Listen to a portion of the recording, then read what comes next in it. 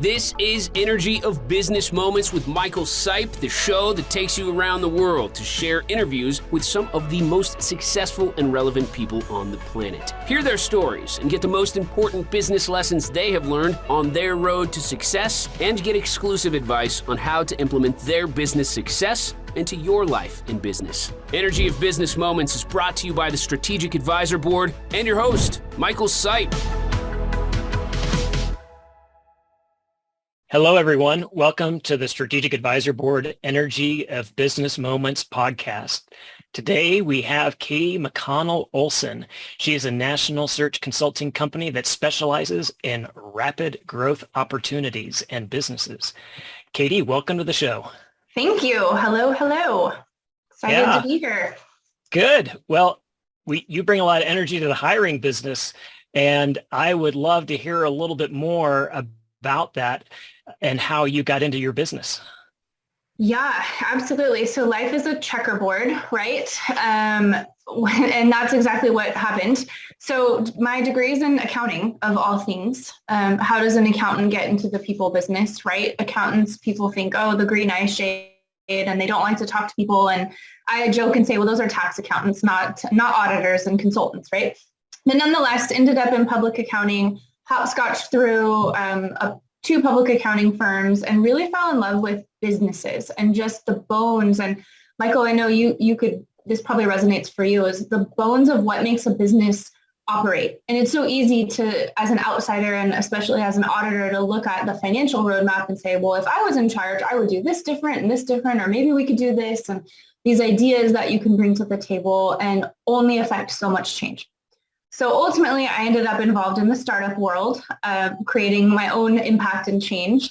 Hopscotched through a couple of those as well, and landed in recruiting kind of by accident. So as all good stories have a failure, I had a failed startup, and I ended up at a recruiter. And I said, I need a job. I had come off of two failed startups that happened at different start points that all kind of caved in at the same point in time. Went to Costa Rica, came back, and somehow got hoodwinked into becoming a recruiter. And I thought, well, I will just find myself the right opportunity, and then I will hire myself into the job and, go back into accounting. Well, what ended up happening is I really fell in love with being able to marry my business growth background with my newfound skills around helping people plug into businesses to help accelerate businesses. All businesses need human capital. And that was kind of the perfect intersection of the two of them, and speaking the language of numbers and ROI from the human capital perspective. So ended up getting recruited back into a public accounting firm to run talent and recruiting for them, kind of marrying up the two, and then started another kind of what we'd call a practice area, so a niche within the CPA firm, helping companies hire accountants with a different model that really married up business strategy and consulting, not just let me go find you resumes and throw you candidates. So a lot of a disruption of what the industry looks like. Nonetheless, did that for a few years, and then that company was actually acquired by $1 billion firm.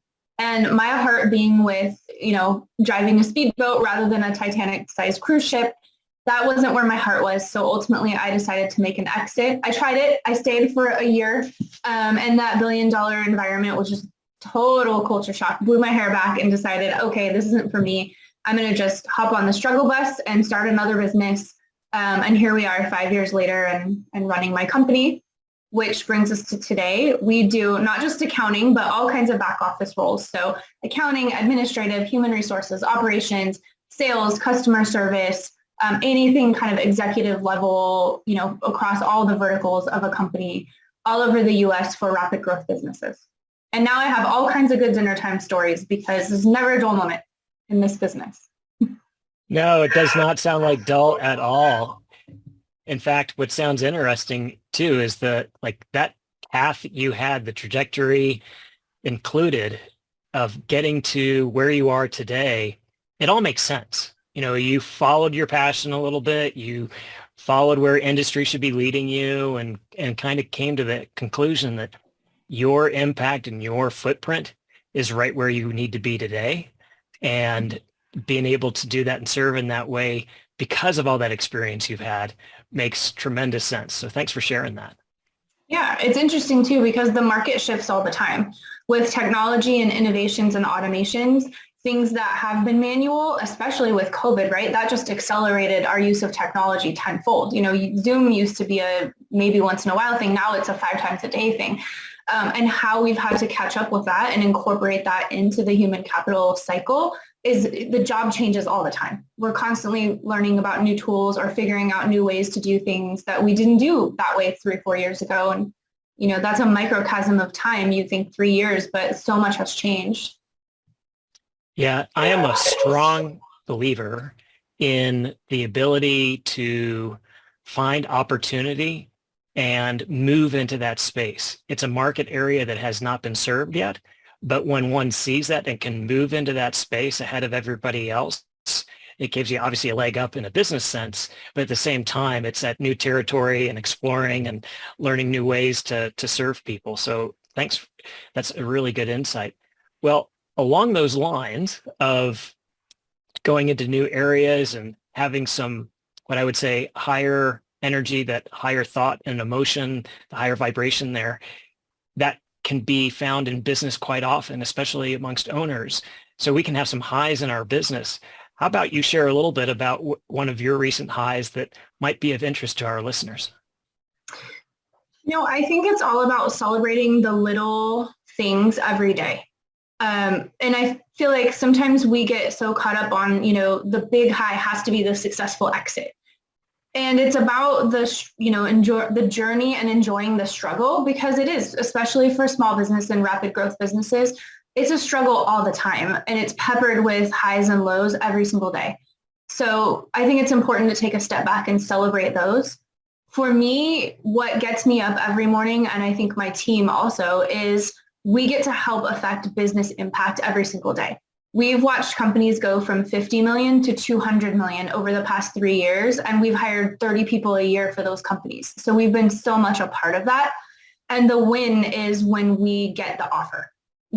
Sometimes in this industry, it feels like people think we just go behind the curtain and conjure something up and then ta-da, here's a person, here's your perfect unicorn.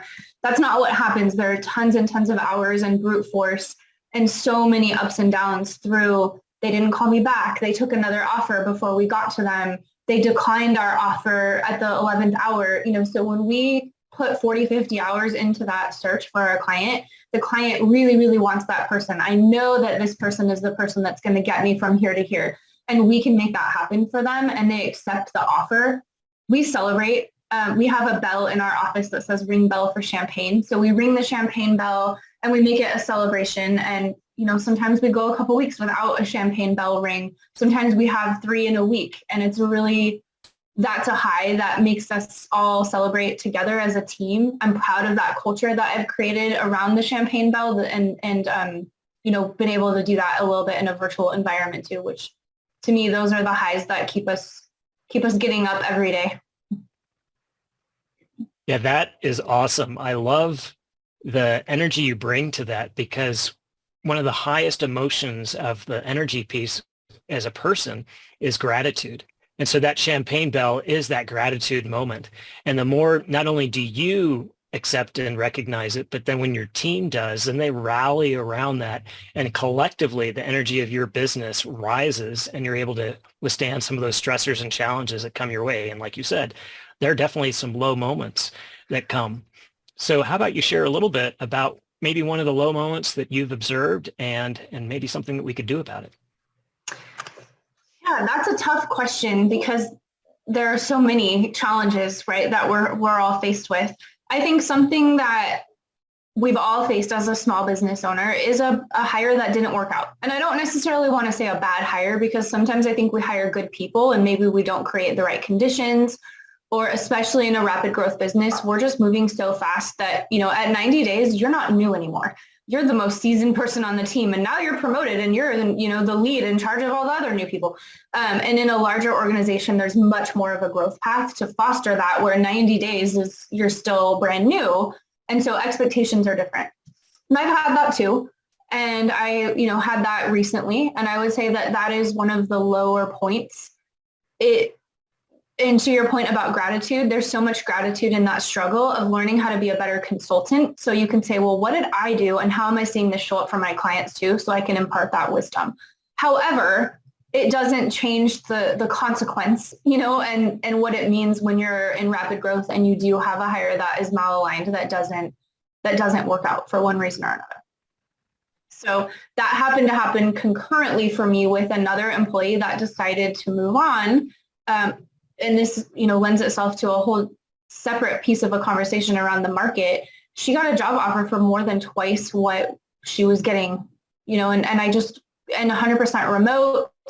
I'm in a hybrid environment with my team, better benefits with a very large company to benefits that as a small business, we just don't even have access to for those large group plans. And so it wasn't something I could compete with. We're in the business of helping people be in the place that is the best fit where they really want to be. So I don't counter offer. I will tell all of my clients never counter offer. That's a podcast for another day. But we saw her off, with a lot of notice and wishing her the best in her career. She actually texted me this morning. So we wish her well. However, having those things happen at the same time can be such a huge blow for a small business that those are the low points when somebody exits or you create that exit point and then you're struggling with how are we going to get the work done and is this setting back growth and kind of creating that yo-yo that we all experience in small business. Yeah, I hadn't really thought of it that way in the sense of, when you want a particular candidate or you have a long time employee, that when you lose that person for whatever reason, and especially when it's almost helpless, like there's nothing you could have done. You could have paid the best, you could have had a great work environment, you could have been very accommodative in the hybrid environment. All those factors that go into why people enjoy coming to the work or stay with the work that they're at, to have that kind of rug pulled out from under you sounds really tough. But that leads to a great discussion point about, like you said, the market and how things have changed over the past few years. So yeah, obviously you kept perspective yourself with your own business, but the market dynamics have changed so much. What have you noticed most about what either employees are looking for? And then maybe a little later, we'll talk a little bit about what employers need to do to shift for what employees are looking for. Yeah, that is the $1 million question right now. And I think we're still in the struggle and figuring that out. I'm hearing from about the $10 to $100 million company space, which is really where we play also. It's business as usual. So we're hearing recession. We obviously meet the definition of recession now. I think we're seeing that with the bigger dog companies. However, in the small and medium-sized market space, we're not seeing that yet. So I think it remains to be seen if we will outperform it or if it will catch up to us as it trickles down from government contracts, et cetera. I don't know where all the money is coming from to pay these outrageous salaries. That is the other thing we're hearing across the board is it's business as usual. However, for example, the average salary price point of a controller in my metro market, which is California specifically, used to be about $110 to $125. It's now between $140 and $165,000 a year. So how the heck that happened when we're seeing inflation be 10 or 12%, we're seeing unemployment be less than 4%, and all of a sudden we have this squeeze where salaries are up 30%. That is creating a cash constraint for small business and a margin constraint. And I think that begs the question, what are we going to do? Are we going to recruit younger in their career or greener in experience type talent and foster them? Or are we going to margin squeeze and pay for these people? And then what does the fallout of that look like? If I hire someone for double the price I thought I was going to hire, I have double the expectations of ROI, performance, and ramp up. And is that going to create a fail and more turnover in the market? Or is that going to sort of level out? Or am I just going to have to change my business model entirely? So I don't know. And I'm speaking on behalf of kind of the market at large, but we're all experiencing these challenges with salary. Yeah, that's some really specific insight that not many people know. And the margin squeeze, obviously, from running a business and returning profit, those tighter margins don't allow for the disruptors we have, whether it's a COVID, whether it's the recession, all these things. And so you're just wondering if the can's being kicked down the road only to have an even bigger problem that is a huge staffing challenge. And then there's no growth at a company, and now there's collapse, and it takes a long time to rebuild from something like that. So that's a great insight. I think one of the easy, and that's a funny word, a loaded word, one of the easy solutions is hire people with less experience and grow them, right? Because they're hungry for opportunity. Yes, they still exist out there. Despite what we're hearing, there are people out there that want opportunity. And then what? Who's going to train them? If you're so busy in your business because you're down a couple of resources, it's business as usual, times are good. We have this sort of impossible problem of hire experience and then, set them on their way, pay for it, or hire the lower level folks, train them into the higher level folks, and then you're putting your sweat equity in. So it has to come from somewhere. So I think it's which pocket we're going to choose to reach into to fund that, whether it's with your time or with your cash. If folks burn cash, then they don't have the resource of paying that extra money, but they might have the time. So it's going to be interesting to see what happens. I think we're going to see a lot of acquisitions over the next couple of years of small companies that we saw pop up right after COVID that maybe did really well in 2020 and 2021, which were unexpectedly good years coming out of COVID for many businesses that now don't have the sustainability to carry on and are going to get kind of gobbled up by those larger organizations. Yeah, that makes sense completely. So tell me a little bit more here. When you're talking about hiring the younger talent and training them, how important is the culture, the vibe of those organizations that they go into? Well, I think we always hear culture is key, right? And that's absolutely never been truer than, coming out of COVID, right? I think COVID turned things on its head for everybody to kind of question, what do I want? Do I want to get in the car and drive an hour each way to go do this job or not? And maybe I do because I have all this chaos at home and I need to be in that environment. Or maybe I don't because I have all this chaos at home and I want to be a part of that. And so I think we're hearing so much about the Great Resignation, which I tend to think is more of like a great popcorning. There's all kinds of popcorn popping all over the place, and ultimately it's going to settle. And does that look like, people working closer to home because it's just not worth it to make that commute because they've tasted that and now they don't want to be making that commute?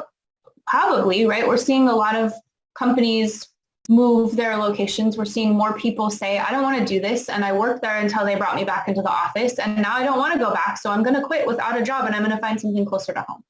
And they're potentially doing that with a higher price point.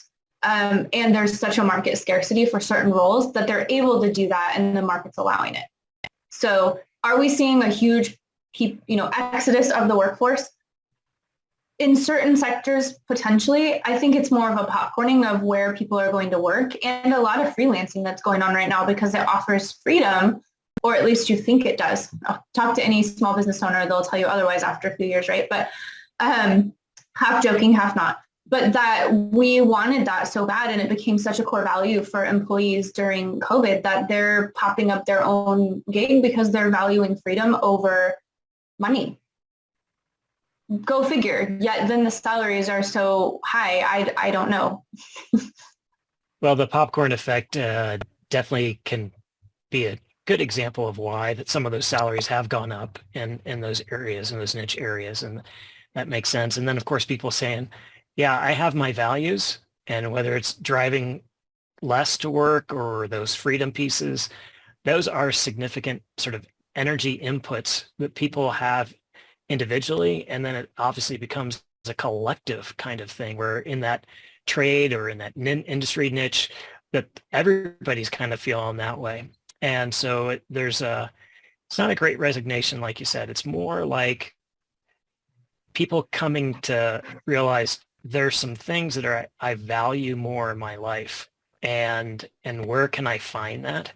And I'm willing to shift. And what I am curious about is, as you continue to track this, is how that trend changes. And is it just a phase? It'll last a year or two, or is this something longer term where a new generation's coming in and it's more than just pay? It's a bunch of other things, and they're not willing to put in the extra hard effort to move up the corporate ladder, so to speak, but instead like find value in their day so that they're not burning out like maybe their parents did, or they're not having to have that huge mortgage or whatever the other burdens are that they see older generations having. So I'm curious to see if this trend will kind of continue.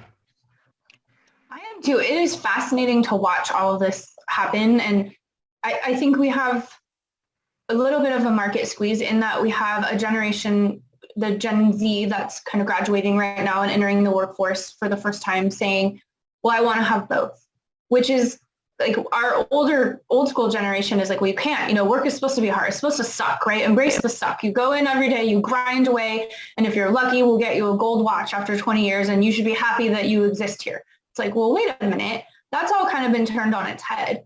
I was talking with a client this morning who said, someone asked her, well, have things gotten back to normal for you? And she was like blown away by this question. What do you mean back to normal? Like that's gone. There's no more back to normal. Normal's, gone. And she said, I can't even imagine why we lived like this for so long before in the old normal of waking up early, getting ready, getting suited up, going into the office, and putting in your grind and then coming home. And home was an afterthought after work. It's not like that anymore. And now that there's this work-life, we don't hear about work-life balance. We hear work-life integration, how everything is sort of integrated, this come and go throughout the day and still get your work done, which has been extremely difficult for businesses to keep up with because it remains to be seen if long-term performance is impacted by that. I personally am not a fan of 100% remote workforce. I have some clients that have done it extremely well and been very successful. I think it's about managing because it's easier to be a remote worker than it is to be a remote manager by a long shot. And so that I think is going to sort of, shake up the market for a while longer because that genie's out of the bottle. We're not going back to 100% in office. And there are companies that still are and they can still be. However, I think the market is going to pass them by. So we'll see. Yeah. Well, that totally makes sense. One of the things that comes to mind here too, from hearing you talk about that and seeing what kind of makes sense in terms of the trends and not going back to the old normal is companies can have different energy levels, and although I've explained it before, like the lowest level is the one where it's losing, like we've lost market share, we're stuck in this losing employees, we're not selling as much as we used to, and so there's this mentality of like we're losing. And then the next level up is like, no, we're going to fight this. And so there's this fighting, like clawing back, and that's good, but it's not sustainable.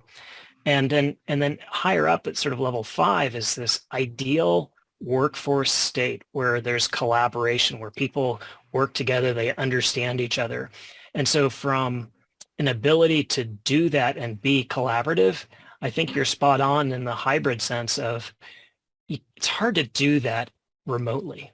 But when you're together somewhat, you're seeing some people's eye contact, making eye contact, you're seeing facial gestures, you're seeing things that you wouldn't normally pick up in a group setting on a Zoom call, but you would catch it when you're actually looking and seeing people around the room, right? And so you can pick up their vibe a lot easier. And and that higher energy vibe is contagious. And so productivity goes up significantly when you have that group dynamic. So how much would you say when you're helping with the hiring process or advising some of your clients that you're trying to find that sort of optimal zone of hybrid or remote or full-time back in, doing your work?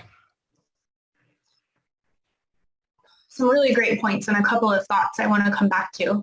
To answer your question, we don't set the company's decision on in office or hybrid or whatnot. I can give advice on what I'm seeing with other companies and suggest, hey, we've talked to 10 people.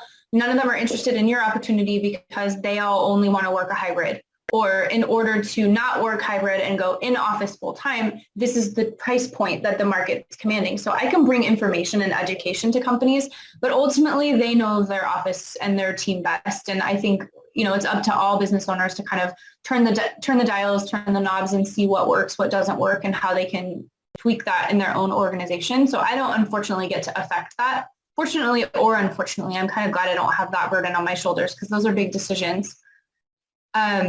You said something that made me think about, and I should have wrote it down because now it's flown out of my head.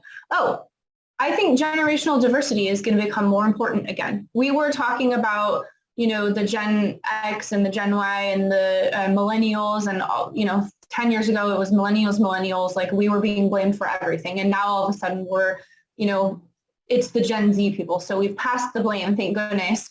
Well, that's off my back. However, we've got multi-generation issues that are going to pop up because of technology, where we've still got, Gen X and some Gen Y in the workforce in a remote environment where hands-on, face-to-face, as you mentioned, that vibe is how we've been trained and how we connect. And we've got a new workforce coming in that has done remote learning through COVID. They graduated high school on Zoom, for crying out loud. They aren't getting their driver's licenses like we were. And stats are that driver's licenses are way down with 16-year-olds. And it's, I think, partly to do that they don't, if I wanted to see my friends, I had to get in someone's car or I had to drive over to their house because we didn't have Zoom. We didn't have iPhones yet when I graduated from high school. And now they have all of those things. So you can stay at home and still be hanging out with your friends on a Zoom and not even have to have a driver's license. So this culture dynamic, I think, is going to hit hard with multi-generation in the workforce over the next couple of years, which I think is something that we haven't really started talking about too much yet. We've been focused on other kinds of diversity, which is so important as well. And I think we've missed this technology generational diversity that's going to really be interesting for businesses over the next couple of years. Yeah, that insight is actually pretty, hadn't thought of that, to think about the multi-generational piece and how much we're going to have to tie that together to kind of bring everybody along and have that team concept, because the workforce is going to be multi-generational, but in that process, a subset of that is multi-technology or less technology. And how do you create that continuity across all the different generations coming together in that workforce so that they actually can be effective and actually grow the company or do well at what they're doing? Yeah, great insight. Exactly. It used to be, we were all in an office together. So we've always had multi-generational issues, but maybe in an office setting before, those that were more technology savvy could help out everyone else. And we all were in a room where we could still collaborate. Or it could be, hey, let me take you to lunch once a week so I can mentor you into my role and kind of you can be my protege. How does somebody who isn't accustomed to using this form of technology to manage and lead and is all of a sudden thrust into that because the side of our, the way that we do things just kind of got blown out in 2020. And now all of a sudden we're expected to teach a generation how to become our protege in a remote environment when we don't have the skills or the leadership background to be able to do that. I think it presents a huge business opportunity for, succession planning in a remote environment. What are we going to do if we have a generation of leaders that have, in my opinion, kind of gotten a disservice because they haven't had that in-person learning?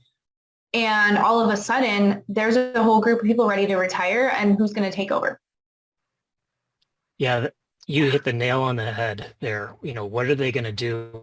What's the succession plan? And I love how you said it's an opportunity, because business is about exploiting or taking advantage of an opportunity that's presented and hopefully, raising the bar for everybody, customers included, that things are better because of helping out in that space. But your point about the succession plan makes one think a little bit about how does a leader, whether they're a millennial trying to communicate with a Gen Z, or how do they communicate when that remote environment is used to just information being exchanged? There's not a lot of emotion. There's not a lot of, eye contact, conversation, that opportunity, like you said, to go to a lunch with a mentor and talk about succession plans.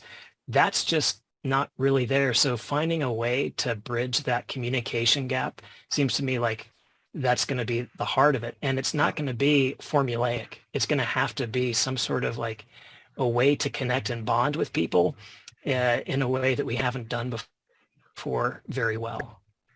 Well, duh, we have emojis for that. Yeah, those emojis are awesome, but if I can't see somebody making the same face, I'm not sure I got it. Yes, that is sarcasm. I'm sure there's an emoji for that. But that one-dimensional thing doesn't replace, the essence of somebody. Yeah. Yes. Essence of communication, understanding somebody else and seeing where they are vibrationally is the part that creates the opportunity for a bonding. Good. Absolutely. And all the little nuances of, I'm hearing so much about burnout. I'm hearing there are consultants that you can bring into your organization to help with burnout. And I'm like, I have to wrap my head around this. Like, well, what about the managers? And why are we not paying attention to this? Well, it's easy for someone on Zoom to say, I'm tired, but, you don't even know if I'm wearing sweatpants or not right now. You don't know what I'm wearing. I might be in the same shoes I've been 5 days in a row because my life is in discord, and you wouldn't know that if you're not seeing me, you're not experiencing all of me to really recognize the signs of like, I've noticed she's a little off her game today because this, and this, because it's so performative in this environment that we're in now that we're missing that entirely. And we're not picking up on the social cues. We're expecting our employees to communicate with us. And we're checking in. Hey, how are you? Just checking in. Oh, I'm good. Go away. And we're missing the like, no, but how are you? So I don't know. I hate this 100% remote environment. And at the same time, there's a lot about it that does offer freedom and flexibility to, catch up on laundry in a way that you never have before, and little niceties of life that just sort of, buffer how difficult life has been for everybody the past couple of years. So we'll all just be curious scientists and see what happens. Yeah, and I count on you to adapt to whatever that shift is, because you have your finger on the pulse of what's going on with that. So I will say I never adapted to wear sweatpants. I'm actually in a suit. I am going out to a client after this afternoon. So, I never embraced the adapt to not wearing real pants subculture that happened in 2020 and 2021. But I hear it was lovely. So. Yeah, no, that's so true. But how we show up is how we perform sometimes. It's a good indicator. And you were talking earlier about, having a mentor lunch call. One of the questions I like to ask guests is the question of, if you could meet anybody deceased or living, who would that be and why? I think that answer changes all the time based upon where a person is in their journey. And right now it's George W. Bush. And I'll tell you why. I did a Goldman Sachs leadership program last year, the 10,000 Small Businesses Accelerator. We had Small Business Advocacy Day back in July, so I got to go to Washington, D.C. and meet a lot of political leaders to talk about issues facing small, rapid growth businesses. And he was there and he spoke. And I just really fell in love with his message. And I mean, there's something about, having the highest post in U.S. government and then not having it anymore that just really lets you put your hair down and just be fiercely honest about everything. And I thought, if I could just have dinner with him and just sit down and pick his brain, I bet you that there's a lot to learn as a leader that went through one of the most transformative times in our history, 9/11. And here I am helping push Business Accelerator with companies hiring people in the workforce that weren't even alive when that happened. I mean, wrap your brain around that. We have troops in the military that weren't alive when 9/11 happened. And I bet you, me, and everyone listening right now knows exactly where they were the morning of 9/11 or late morning, depending on where you are in the world. And that is just wild to me. So getting his perspective on that, I think would be well worth a beer and a pizza. Yeah, that beer, pizza, and maybe a couple more to keep that conversation going, because that would be very, very entertaining and insightful. And the download you could get from somebody like that would just be phenomenal. Yeah, for sure. Well, good. Well, Katie, thank you for being on the show. How can people get a hold of you? Yes, absolutely. Well, as a hiring professional, we are on LinkedIn all the time. So I would love to connect with everybody that wants to reach out. We also post quite a bit of content with this kind of discussion fodder. So engagement is, another reason why I wake up every day. So you can find me, Katie McConnell Olson, CPA, PHR, on LinkedIn. You can also reach me via phone or email. That's all available on my website, and everything is accessible through LinkedIn. So that's probably the best place to find me, and very well maybe where folks are finding this podcast. Yes, thanks. That's true. There's a lot of different ways that people can come in and get a hold of us. So Katie, thank you for being on the show and going a little longer today to talk about the hiring world and how the changes have come about in the past few years and what people might need to do in their business to shift and capture some of the trend changes. Absolutely. It'll be fun to watch it all unfold. Yes, absolutely. Well, have a great day. Hey, listeners and viewers.